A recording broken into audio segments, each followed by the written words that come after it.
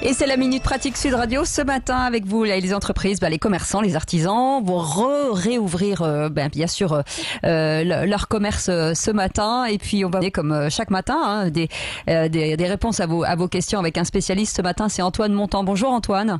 Bonjour Cécile. Vous êtes avocat au barreau de Lyon, directeur du département conseil en droit social chez Fiducial Sophiral. Et la question de Nicolas, qui est notaire, qui nous dit que lors de votre intervention de lundi dernier, il a compris que le salarié qui souhaitait rester chez lui pour garder son enfant ne pouvait pas forcément le lui imposer. Et pourtant, ce n'est pas ce que lui a rétorqué l'une de ses salariés, qui ne veut pas mettre son enfant à l'école. Alors, cette question est dans la droite ligne de ce que j'évoquais lundi dernier, en effet. On voit qu'il est difficile de tout résoudre par le droit. Et sans être trop ironique, le droit change tout le temps, surtout en cette période, et il faudrait vraiment être séminariste pour avoir le temps de discerner tous les effets des tergiversations gouvernementales.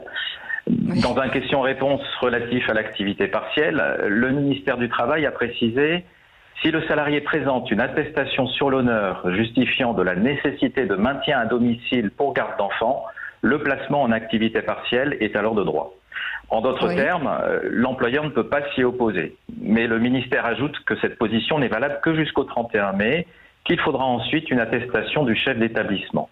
Et si on rapproche cela avec la déclaration de Muriel Pénicaud, qui envisage de revoir les conditions d'indemnisation du chômage partiel à partir du 1er juin, il y a fort à parier que les modalités changeront encore d'ici 2 semaines, et c'est d'ailleurs l'esprit du projet de loi qui a été présenté le 7 mai dernier en Conseil des ministres.